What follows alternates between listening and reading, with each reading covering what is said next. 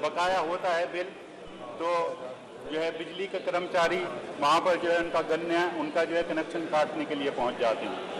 गन्ने का पेमेंट समयबद्ध तरीके से हो, इसके लिए सरकार को चाहिए, मैं चाहता हूँ कि माननीय जो है हमारे राज्यपाल महोदय उसमें कोई ऐसा मतलब सरकार करती कि कोई ऐसा कोष बनाती जिससे गन्ने का कोष ऐसा बने जो मिले सरकार किसानों का पेमेंट 14 दिन के अंदर नहीं कर पा रही हैं, वो मिले जो है सरकार उस कोष से उन गन्ना किसानों को पेमेंट कर दे और बाद में उससे जो है गन्ना किसानों से वो जो है वसूल करती रहे। और यही हालात हैं, हमारा किसान जो है बहुत बेहाल है। डीएपी समय पर उपलब्ध नहीं है, यूरिया समय पर उपलब्ध नहीं है, और किसान जो है जो हमारा गन्ना किसान है वो दिन रात जो है हमारे ऊपर दबाव रहता है। हम लोगों को जो है रोज ज्ञापन देने पड़ते हैं, डीएम को गवर्नर साहब के मुताबिक ज्ञापन देने पड़ते हैं और बड़े बुरे हालात हैं। और मैं एक और बात मतलब इसमें ये दर्ज कराना चाहता हूँ, क्योंकि ये सरकार की तरफ से आया है। राज्यपाल ने अपने अभिभाषण में कहा है कि हर जिले में एक मेडिकल कॉलेज खुलेगा। मेरा सरकार से ये निवेदन है, मैं ये कहना चाहता हूँ कि हर जिले में जो मेडिकल कॉलेज खुलना है वो शामली जिले को आप प्राथमिकता के आधार पर लें, क्योंकि शामली हमारा नया जिला है। वहाँ पर जो स्वास्थ्य सेवाएं हैं वो बहुत खस्ता हाल में है, किसी को सही तरीके से इलाज नहीं मिल पाता, प्राइवेट नर्सिंग होम भी नहीं है। मेरा सरकार से ये निवेदन है, दरख्वास्त मैं करता हूँ कि जो है प्राइवेट जो है मेडिकल कॉलेज बनना है उसमें प्राथमिकता के आधार पर जो है शामली को लिया जाए। और दूसरी बात मैं रखना चाहता हूँ कि हर जिले में जो है पोस्टमार्टम हाउस होते हैं, दुर्घटनाएं होती हैं, एक्सीडेंटल मौतें होती हैं, और वो परिवार जवान मौतें हो जाती हैं और पोस्टमार्टम हाउस पर उनके जो है डेड बॉडी जाकर रखी जाती है। डॉक्टर वहाँ हर समय उपलब्ध नहीं होते और बहुत लंबे टाइम तक 24 घंटे हो जाते हैं कि पोस्टमार्टम नहीं हो पाते। मेरी ये दरख्वास्त है, ये निवेदन है कि हर पोस्टमार्टम हाउस पे 8 घंटे की डॉक्टर की ड्यूटी हो, जिससे कि डेड बॉडी वहाँ पहुँचे, साथ के साथ उसका पीएम हो और उसके परिवार को उसकी डेड बॉडी सुपुर्द कर दी जाए। ये बहुत अहम मसला है, मैं बहुत दिनों से सोचता था इस चीज़ को, अब मुझे कहने का मौका मिला है, मैंने आपके सामने बात रखी है। सरकार अगर इसको भी उसमें जोड़ ले तो ये बड़ा अच्छा होगा। रही बात जो है इलेक्ट्रिसिटी की, मैं बिजली के ऊपर आता हूँ। सरकार ने जो अभी माननीय राज्यपाल महोदया ने अपने भाषण में कहा है कि 705 नए 33/11 kV के उपकेंद्र स्थापित किए गए हैं, 1413 उपकेंद्रों की क्षमता बढ़ाई गई है। बहुत अच्छा है आपने इन उपकेंद्रों का निर्माण किया सरकार ने, मगर मैं पूछना चाहता हूं कि सरकार ने क्या नए षड्यंत्र लगाने का काम किया है जिससे कि बिजली का उत्पादन बढ़ सके हमारे उत्तर प्रदेश में। मैं जो है ये कहना चाहता हूं कि सरकार जो है ये दावा करती है कि हेडक्वार्टर पे 24 घंटे बिजली उपलब्ध है, तहसील मुख्यालयों पर 21 से 22 घंटे जाती है, और जो है गांव में देहात में 18 घंटे बिजली उपलब्ध है। मैं जो है नगर पंचायत से हूँ, नगर पंचायत जलालाबाद से आता हूँ, वहाँ भी 12 से 14 घंटे बिजली हम लोगों को नहीं मिल पाती। सरकार को चाहिए कि सोच ध्यान दे कि सही तरीके से आपूर्ति जो है अपने प्रदेश के लोगों को मिल सके और ये जो है गलत इस तरह का कोई झूठा जो है आश्वासन न मिले।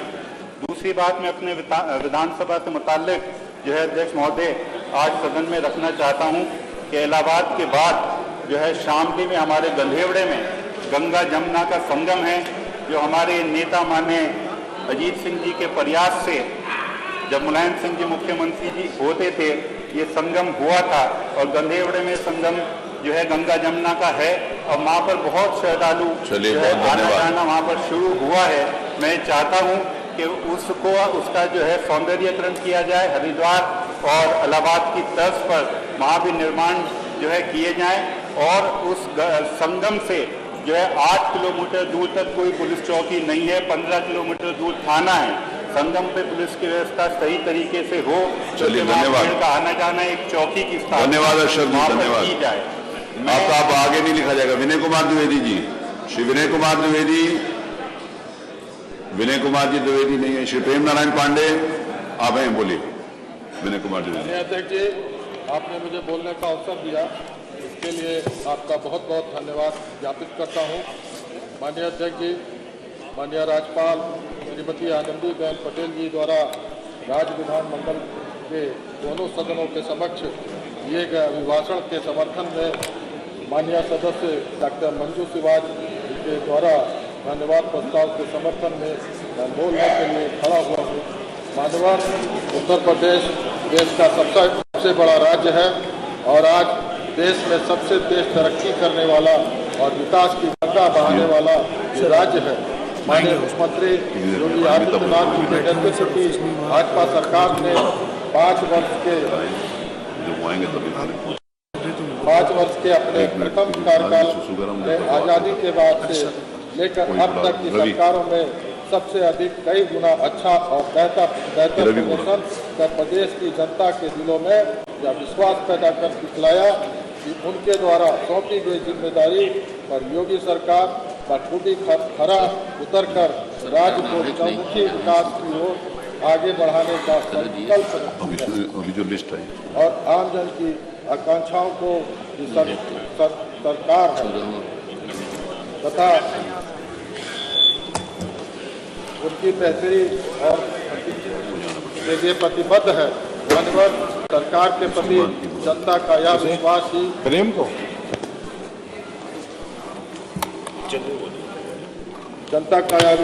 ही है कि योगी जी के नेतृत्व में हमारी सरकार पुनः प्रचंड बहुमत से विजयी होकर सत्ता में आई है और प्रदेश के इतिहास में एक नया कीर्तिमान लिखने का काम किया। मान्यवर, हमारी सरकार ने कोरोना जैसी वैश्विक महामारी के कालखंड का सामना करके प्रदेश के तीव्र विकास की गति को कायम रखा और इस आपदा के काल में प्रदेश के आमजन की सुरक्षा का भी पूरा ख्याल रखा। लोगों को दवा, भोजन, राशन और ऑक्सीजन की 100% आपूर्ति कर लोगों के जीवन रक्षा में भी सफल साबित हुई। मान्यवर, मैं खुद को बहुत ही सौभाग्यशाली मानता हूँ कि मुझे ऐसी सरकार का हिस्सा बनने का मौका मिला है।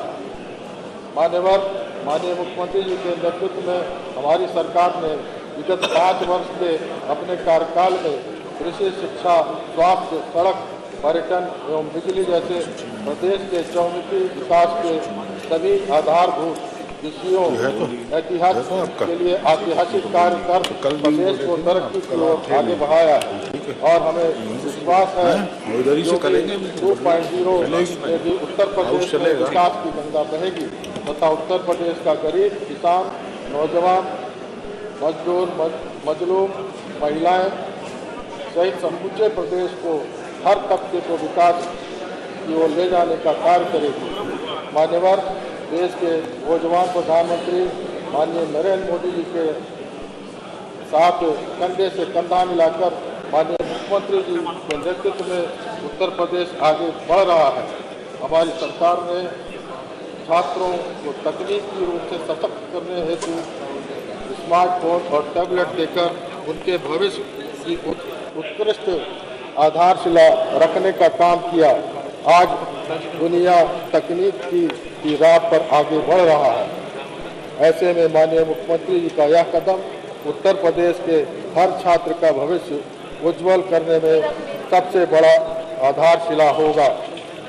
मान्यवर, अच्छी सड़कों को विकास का सबसे बड़ा आधार कहा जाता है और मान्यवर, जब से उत्तर प्रदेश में भाजपा की सरकार बनी है, सड़कों के निर्माण के क्षेत्र में प्रदेश हर दिन नया इतिहास लिख रहा है। मान्यवर, हमारी सरकार ने पूर्वांचल वे का निर्माण कराकर बेहतर सड़कें बनाने का भी गौरव हासिल किया है तथा उसके साथ साथ प्रदेश में अन्य एक्सप्रेस वे का भी निर्माण भी प्रगति पर है। ऐसी सुंदर और सुगम सड़कों को बनाने का निर्णय लेकर माननीय मुख्यमंत्री जी ने इस बात की पुष्टि कर दी है कि योगी सरकार उत्तर प्रदेश की अब तक की सबसे दूरगामी सरकार रही है। मान्यवर, हमारी सरकार प्रदेश के युवाओं में उद्यमिता बढ़ाने के लिए युवा उद्यमिता विकास अभियान सहित विभिन्न स्वरोजगार का अभियान चलाकर युवाओं को उद्यमिता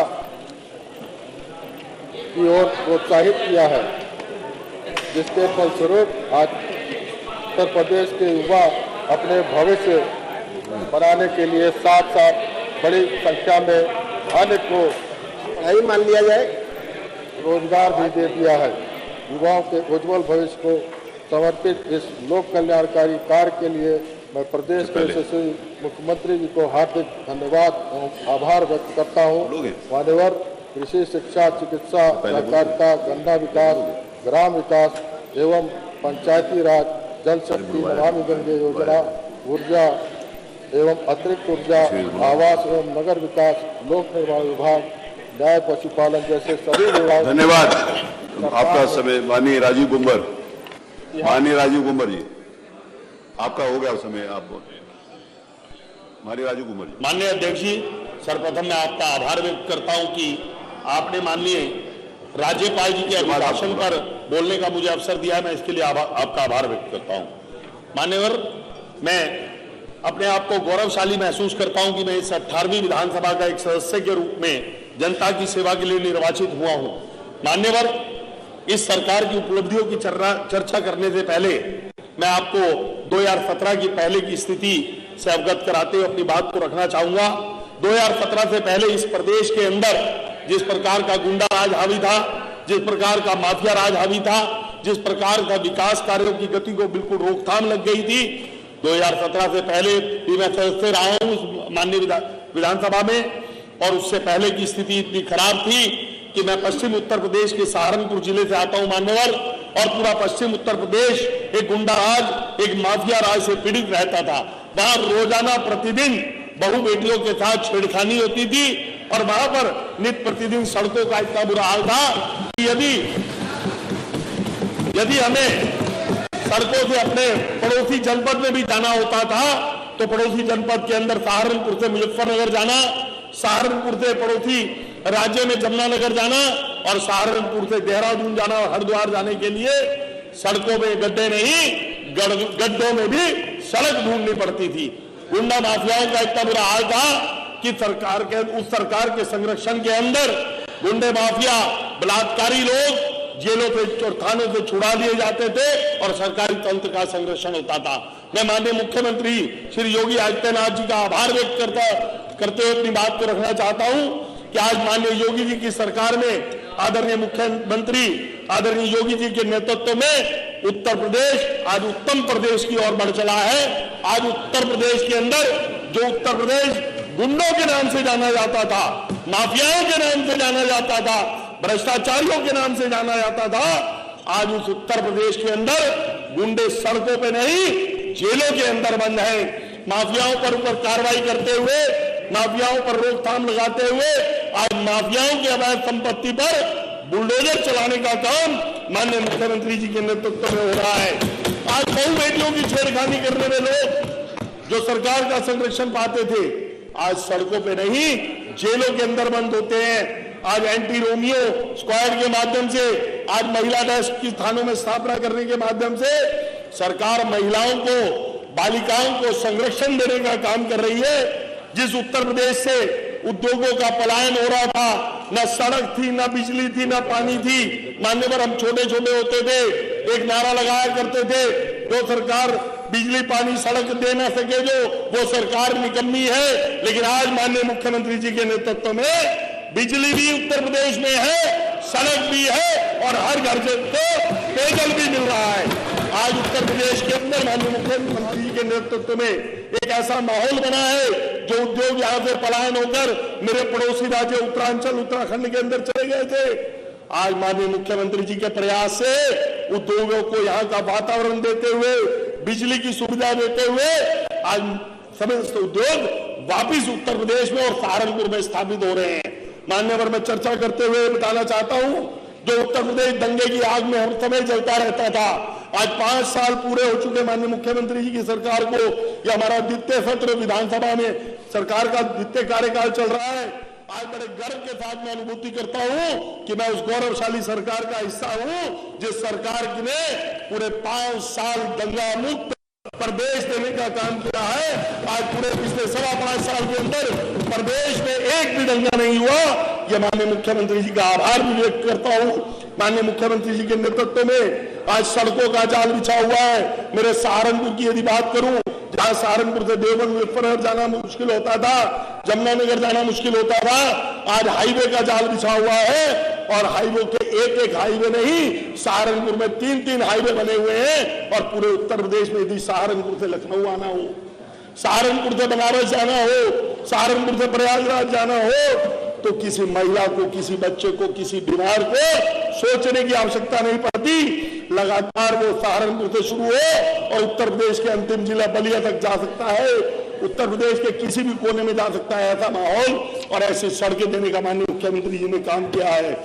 बिजली की स्थिति जहां पहले चंद जिलों तक कायम थी, केवल सफाई इटावा के नाम पर बिजली की आपूर्ति होती थी, आज पूरे उत्तर प्रदेश में समान रूप से गांव में 18 घंटे, शहर में 24 घंटे की बिजली आपूर्ति हो रही है, जिससे उद्योगों को एक ऐसा वातावरण मिल रहा है कि उद्योग पूरे उत्तर प्रदेश में स्थापित करने के लिए खुद ही उद्योगपति यहां पर आ रहे हैं। और माननीय मुख्यमंत्री से मिलकर अनुरोध कर रहे हैं कि हम उत्तर प्रदेश में उद्योग लगाना चाहते हैं। सड़कों का ऐसा जाल बिछा है, 14,000 किलोमीटर सड़कों का बनाया जाना, लगभग 35,000 किलोमीटर सड़क गड्ढा मुक्त कर दी गई। आज सबका साथ सबका विकास करते हुए, सबका साथ सबका विकास करते हुए, न जाति का भेदभाव, न धर्म का भेदभाव, सबको अन्न, सबको पानी, सबको बिजली, सबको मकान, गरीब के आवास के लिए जहां पिछली सरकार के कार्यकाल के अंदर धन्यवाद राजीव जी, धन्यवाद माननीय राजीव जी, धन्यवाद। एक मिनट का माननीय सहारनपुर की यदि चर्चा करूं तो मैं अनुरोध करता हूं कि सहारनपुर में जहां उद्योग विकसित हो रहे हैं, रोजगार के साधन मिल रहे हैं, वहां सहारनपुर में नए औद्योगिक क्षेत्र की स्थापना की जाए, मेडिकल कॉलेज को एम्स का दर्जा दिया जाए, अंतर्राज्यीय बस अड्डे का निर्माण किया जाए और जिला अस्पताल में बहुत अच्छी व्यवस्था है, वहां की डॉक्टरों की और व्यवस्था कर दी जाए और नगर निगम के अंदर भी स्मार्ट सिटी के कार्य को तेजी के साथ बढ़ाया जाए। इसी के साथ मैं पुनः आपका और माननीय मुख्यमंत्री जी का आभार व्यक्त करता हूं और पूरे सदन का आभार व्यक्त करता हूं। धन्यवाद। माननीय नेता प्रतिपक्ष श्री अखिलेश यादव जी।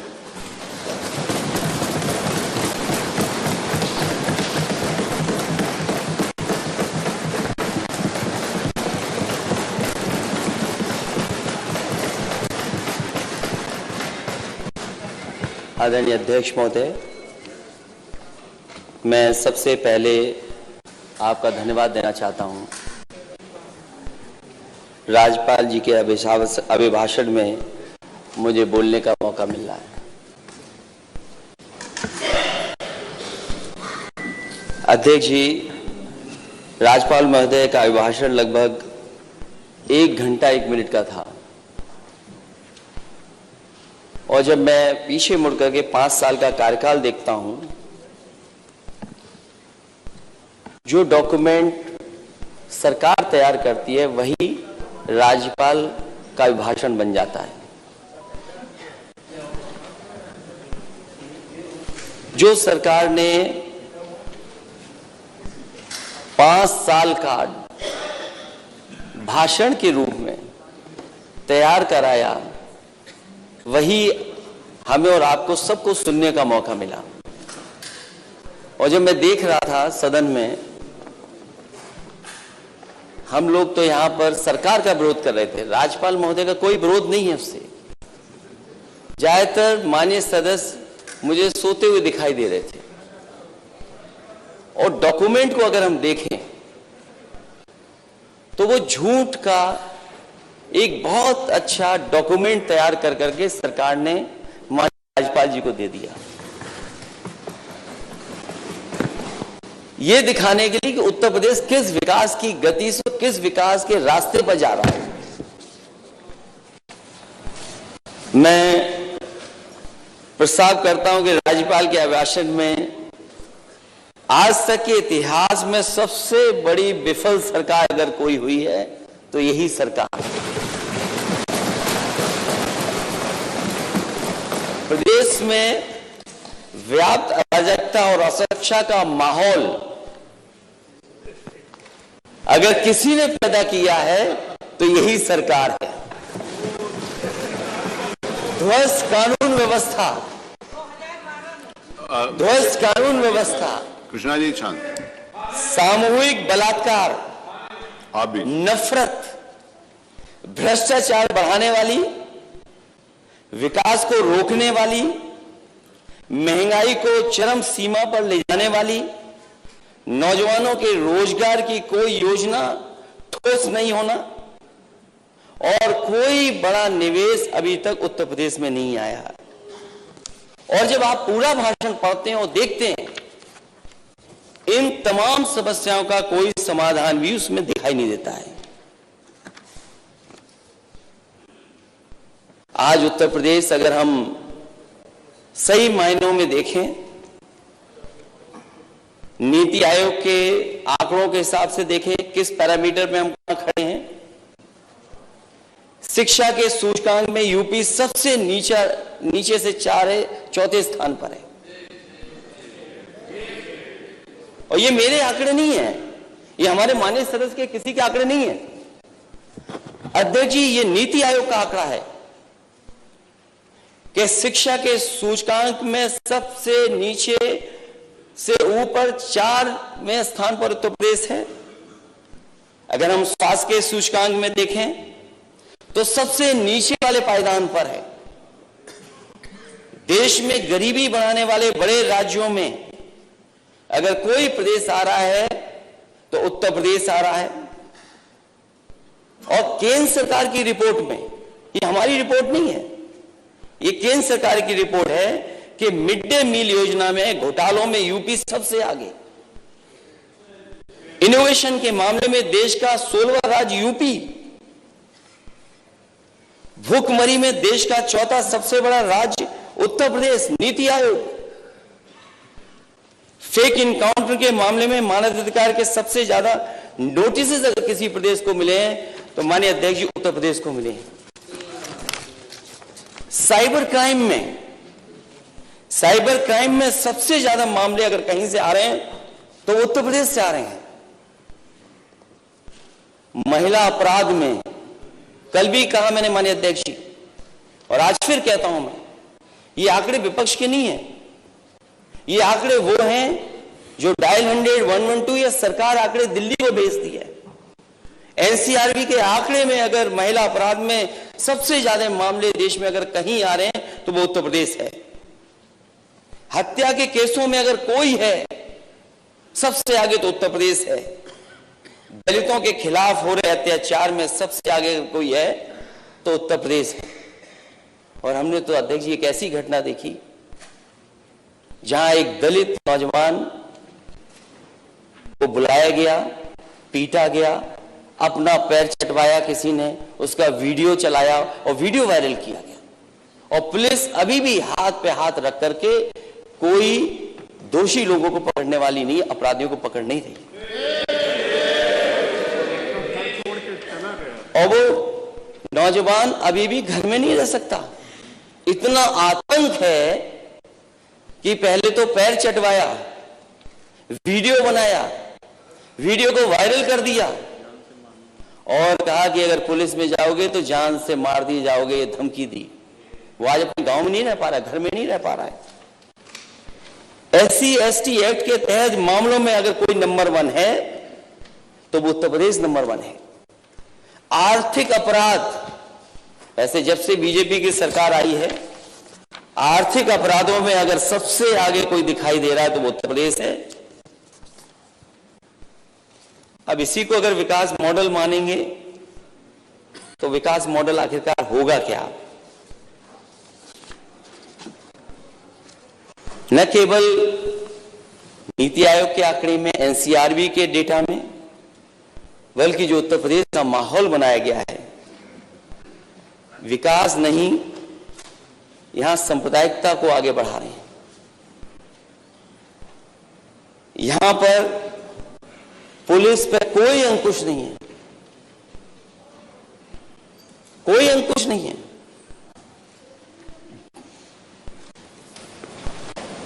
हमारे जनप्रतिनिधियों का दुख इस बार तो अभी समय लगेगा, लेकिन पिछली बार मैंने जनप्रतिनिधियों का दुख देखा था। माननीय अध्यक्ष महोदय, किसी भी मुख्यमंत्री के खिलाफ सदन में इतनी बड़ी संख्या में कोई भी नहीं बैठा होगा। यह सरकार जनप्रतिनिधि नहीं चला रहे हैं, यह सरकार अधिकारी चला रहे हैं। और फिर अगर विकास मॉडल देखना ही है तो विकास मॉडल समाजवादियों ने उत्तर प्रदेश में दिखाया था।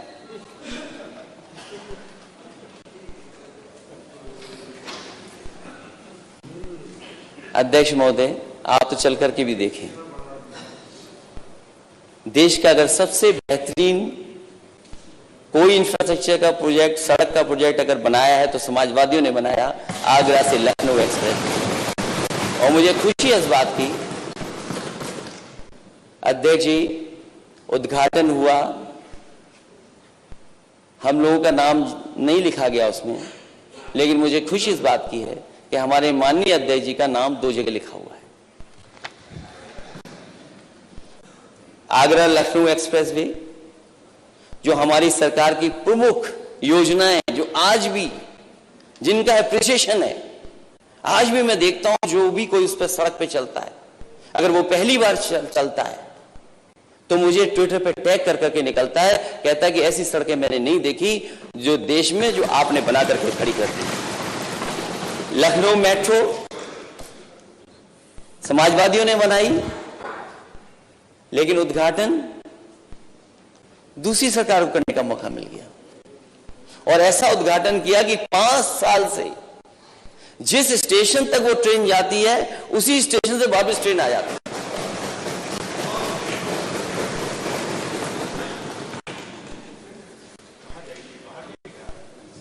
आगे बढ़ा दीजिए। ये माननीय सदस्य लगता मेट्रो के बारे में जानते नहीं है। डायल 100 अध्यक्ष महोदय,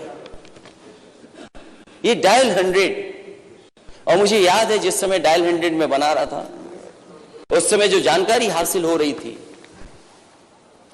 मैंने देखा कि किसी थाने में गाड़ी के चलाने के लिए डीजल पेट्रोल नहीं था, जो बजट मिला करता था वो पर्याप्त नहीं था, पुलिस के पास गाड़ियां नहीं थी, पुलिस अपराधियों को कैसे पकड़े, गुंडों को कैसे पकड़े, जो कानून व्यवस्था को खराब करते हैं वो कैसे उनको पकड़ा जाए।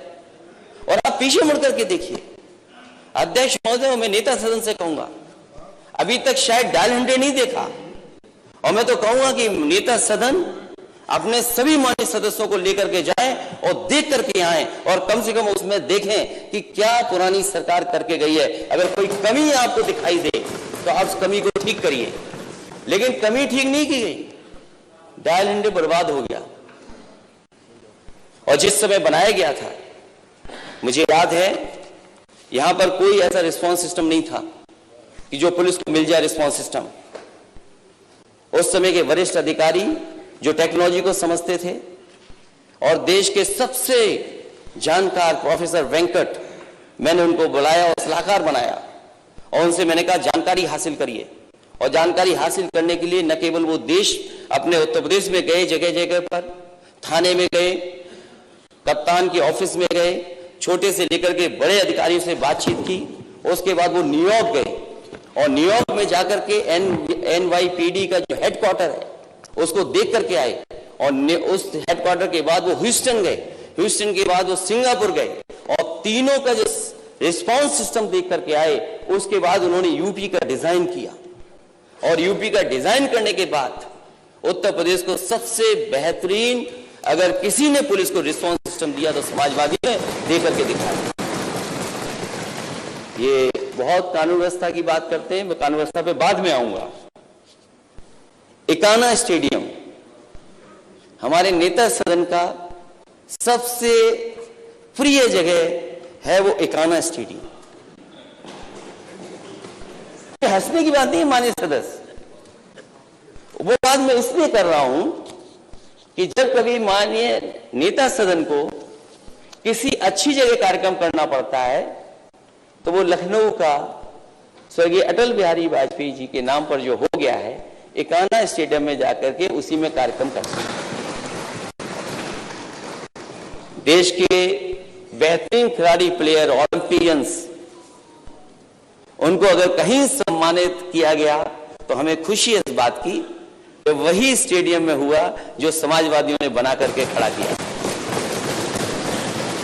और यही नहीं, हालांकि टेक्नोलॉजी अब नेता सदन जान गए 5 साल के अंदर, ये बात मैं अपने सब शब्द वापस लेता हूं। मैं कभी कभी कह देता था कि हमारे नेता सदन टेक्नोलॉजी को नहीं समझते, लेकिन मुझे ये लगता है अध्यक्ष जी, आपकी वजह से और आपकी वजह से आज आपके सामने है, तो मैं ये मान के चल रहा हूं कि आप टेक्नोलॉजी को समझते हैं। और जब सबसे बड़ा डिस्ट्रीब्यूशन करना था, लोगों को दिखाना था कि मैं सरकार में हूं और सरकार की तरफ से स्मार्टफोन दूंगा, लैपटॉप दूंगा, तो वही स्टेडियम में जाकर के नेता सदन ने बांटे। और हमें खुशी इस बात की भी है कि जब आपको शपथ लेने का मौका मिला तो आप पर कोई दूसरी जगह नहीं थी, आपको एकाना में ही जाना पड़ा। अपने काम तो नेता सदन कर लेते हैं, लेकिन अंतर्राष्ट्रीय मैच होने के लिए इजाजत नहीं देते। समाजवादी सरकार थी तो कानपुर में भी हुआ मैच इंटरनेशनल,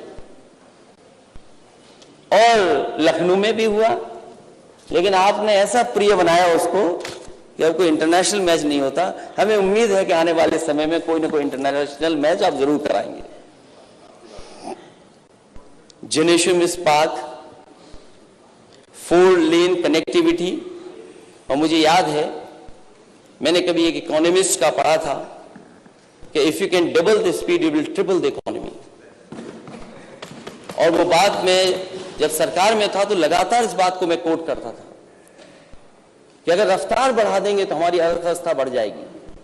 और इसीलिए आगरा लखनऊ एक्सप्रेस वे बना, और समाजवादी पार्टी ने उस समय तय किया कि हमारे उत्तर प्रदेश के जितने भी जिला मुख्यालय होंगे उन जिला मुख्यालयों को 4 लेन से जोड़ने का काम भी समाजवादी सरकार ने होगा। और उसकी समाजवादी सरकार के 4 लेन कनेक्टिविटी की वजह से और एनएचआई की कनेक्टिविटी की वजह से उस समय 51 डिस्ट्रिक्ट्स को, हेडक्वार्टर्स को 4 लेन से कनेक्ट करने का काम शुरू हो गया था। लेकिन अगर माननीय राज्यपाल जी का भाषण पढ़ें तो शायद 4 लेन कनेक्टिविटी के बारे में, डिस्ट्रिक्ट हेडक्वार्टर को जोड़ने के बारे में कुछ नहीं है। बिजली उत्पादन को, क्योंकि जिस समय मैं सदन में आया था तो हमारे माननीय सदस्य बिजली के बारे में बोल रहे थे, और वो कह रहे थे कि बिजली केवल कुछ जिलों में जाती थी, कुछ घरों में बिजली जाती थी। ये रटाया जाता है माननीय अध्यक्ष जी, ये रटाया जाता है कि आपको यही बोलना है। आप बीजेपी के मुंह से सुनेंगे तो कहेंगे 4 डिस्ट्रिक्ट में बिजली जाती है बस।